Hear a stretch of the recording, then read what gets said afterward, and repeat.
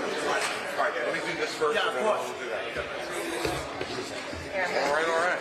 Sorry. Governor, you know, we both have September birthdays, so happy birthday. Thank you very much. We both don't drink coffee. Well, there you go. Look at this. We are bonding. It's common ground. It's coming. It's really good. I've only seen Let me know when you guys are ready.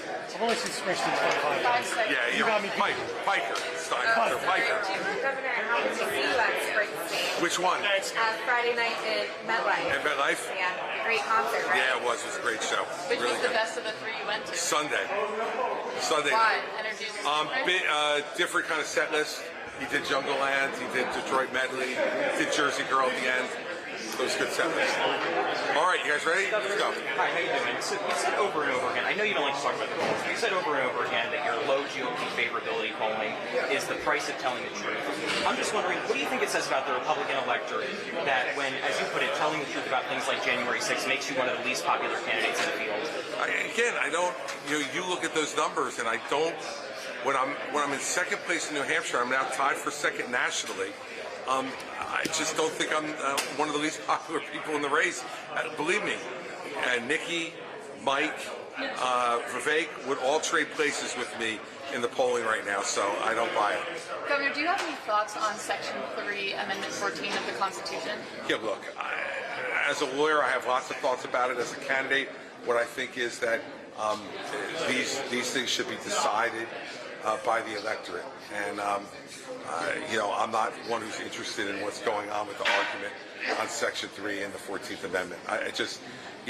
Folks can make those arguments, courts will make certain decisions, but I think in the end, it's kind of an esoteric legal argument and not one that a lot of the country is going to accept or understand. And so, it's not one that I'm going to spend a lot of time on. What are your thoughts as a lawyer, though? Well, you'd have to hire me to get those. Well, why is that any different from having to be 35 years old, having, be natural born citizen? Well, because those are very clear criteria, and the question of whether someone has aided and abetted an insurrection is more of a legal question. Whether you're 35 or not is discernible. Whether you were born, clearly discernible without debate. Whether or not you were born in the United States is clearly discernible without debate. The rest is open to argument and discussion. And so it seems to me that makes it very, very different than 35 and a natural-born citizen. Now, if the courts find him guilty of inciting an insurrection, does that? He's not been charged with it. But if he is charged before the primary, or after the primary, before the general. No, look, I don't think he's going to be charged with any of that. Two cases have been brought regarding election interference. One in Georgia, one by the special counsel. Neither one of them has charged insurrection. I don't think you're going to see, a superseding indictment from either place charging that. So it's a hypothetical, and I'm not going to get into it. Well, based on what you saw happen on TV that day, based on what came out in the January 6th hearings, do you think that he incited an insurrection? I think that his conduct, going much further back than January 6th, caused that type of tumult in the country that could lead to the violence that we had. So I wouldn't restrict it to just January 6th. I think that's much too restrictive. I think it's going back to election night. When you stand up behind the seal of the president in the East Room of the White House and you say the election was stolen, as the president of the United States, Americans, for very good reason, are going to think you knew something they don't know. You're the president of the United States. Well, as it turns out, he didn't know anything we didn't know. He was making it up. And I think all that stuff is stuff that is going to ultimately be determined in the courts. I'm just saying, as a candidate, I want to go beat him. I don't want him kicked off the ballot through some legal maneuver. I want to go and beat him. And I think it's the better way for our country to go, is to have him clearly defeated rather than kicked off a ballot because of a legal argument. Do you think there's too many candidates in the race to have him clearly defeated in the primary? No, I don't. And by the way, by the time we vote here in New Hampshire and they vote in Iowa, there are going to be a lot fewer, I suspect. And so, we don't even have the eligibility for the second debate yet. Who's made it and who hasn't?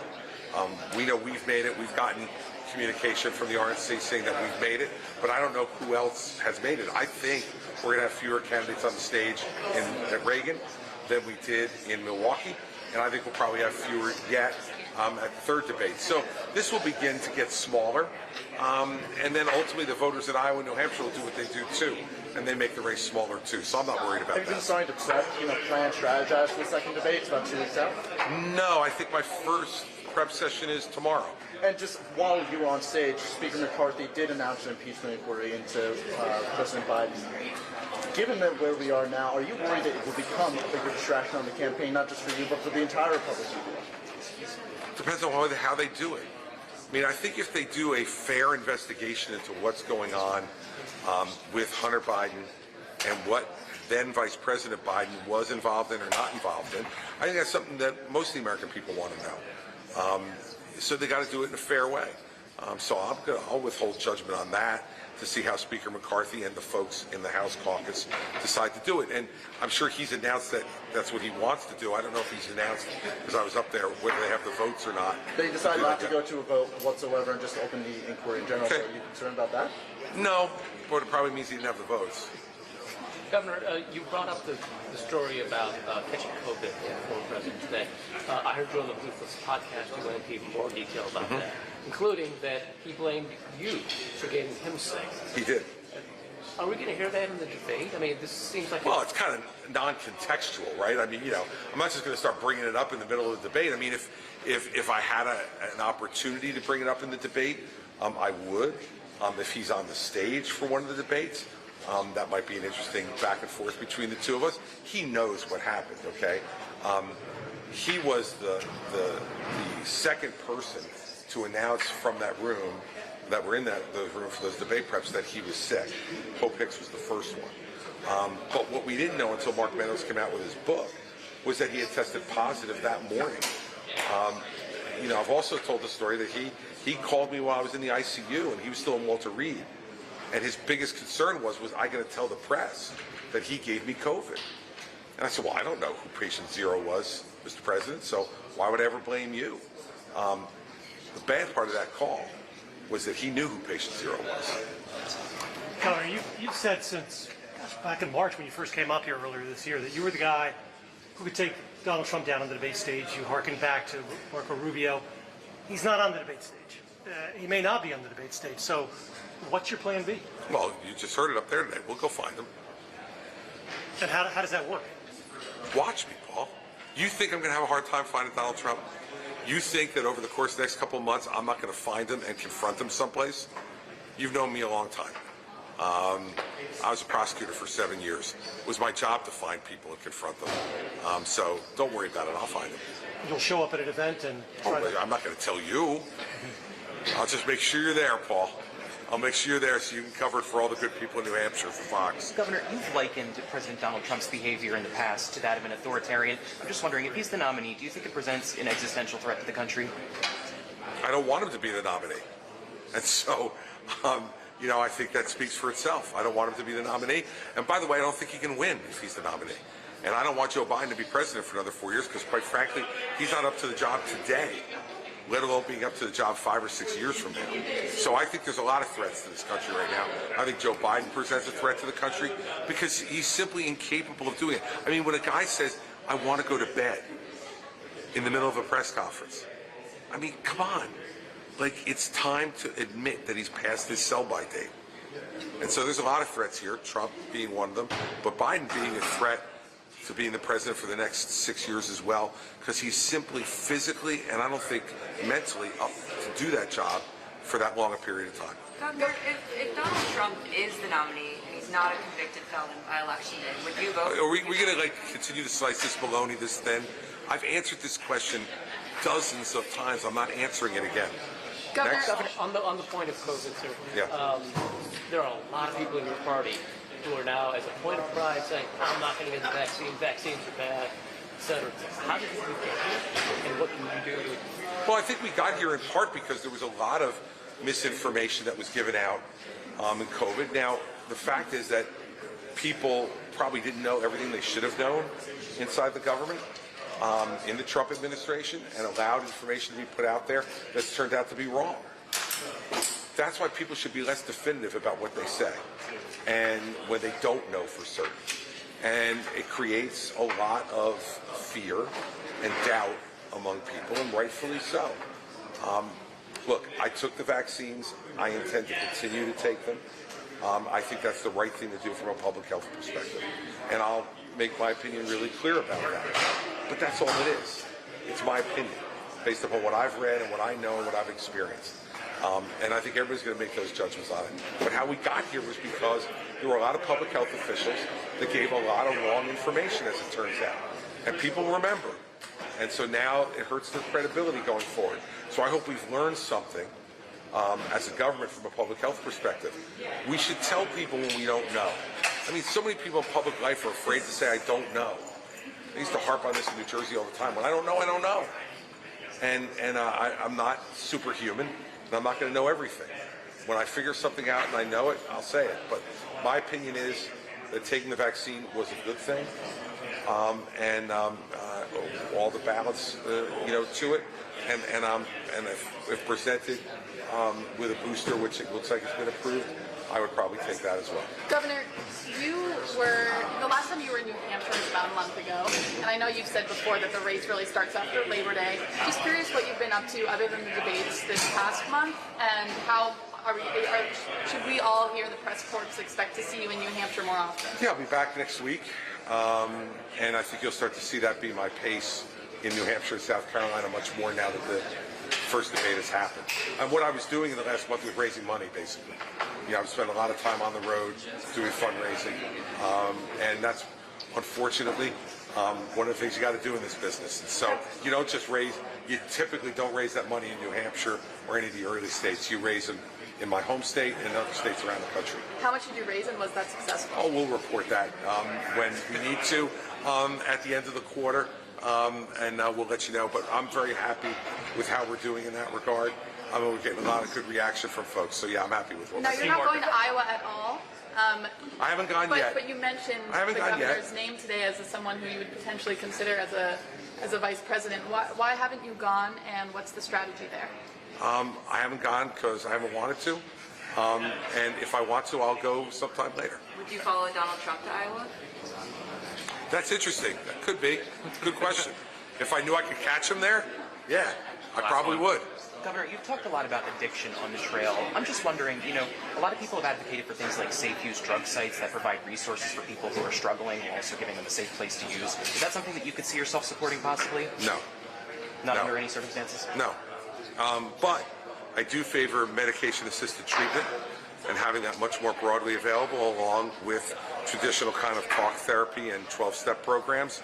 I think medication-assisted therapy for folks who are in opioid addiction is something that's going to be really important to make more broadly available. State by state, it's very variable in terms of the licensing for people to dispense it and all the rest of that, which I find incredibly ironic. We have no restrictions on someone's ability, if they're a physician, to dispense an opioid. But we have lots of restrictions on what they can do on medication-assisted treatment for people who are addicted to opioids. That makes no sense to me, and as president, I would want to uniformly make that different across the country to make it more available. But safe-use sites, no, that's not something I'm for. These are hard communities to reach. I'm just wondering, what's your plan for outreach? That's been a huge struggle for people who are in this. Listen, we did it in New Jersey, I think, very effectively. We had a broad advertising campaign across a number of different mediums: social media, traditional electronic media, billboards, print, and emails and texting. We had a 24-hour, and still do, in New Jersey, have a 24-hour hotline number for people to be able to find treatment center when they need it.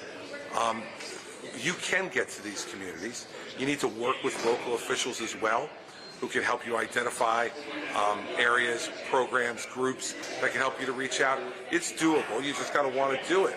And I think we were making real progress on that before COVID hit. And then COVID became, understandably, the number one public health crisis that we need to deal with in the country. Now that COVID has subsided, I hope that the government refocuses their efforts on opioid. 110,000 overdose deaths last year. Now the number one killer of men between 18 and 34. It is now the public health crisis now that we've gotten COVID under manageable control, and we need to refocus on that. And I think all those things make that group very reachable to get to. But like anything else, It's going to take leadership to do it. And our leaders, from the president on down, need to be telling people this is an illness.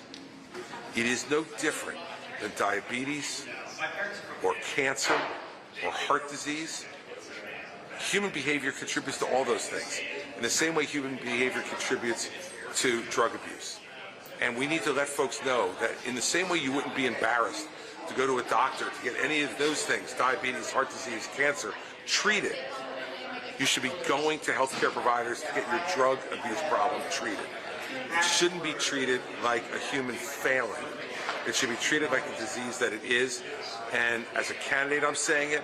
As president, I'll say it, and I'll have even a bigger megaphone then to do it. And I think that will bring people out from the shadows as well, to make them understand that we care about them. We're the pro-life party. You've got to be pro-life the whole life, not just for the 9 months in the womb. The whole life. And drug-addicted lives are just as precious as lives in the womb. They're just as much an individual gift from God, in my view. And they need help and care to make them reach their full potential. And as president, I'll spend a lot of time talking about it. And a lot of the country's resources are trying to make sure those people are helped and those lives are saved. Why don't you want to go to Iowa? Thanks, guys. Governor, why don't you want to go to Iowa? I don't know if I'll do more. I think I did almost as many back in 2016. So we'll see. We'll see how it goes. We'll see how the rhythm gets up here. Raise it up, let us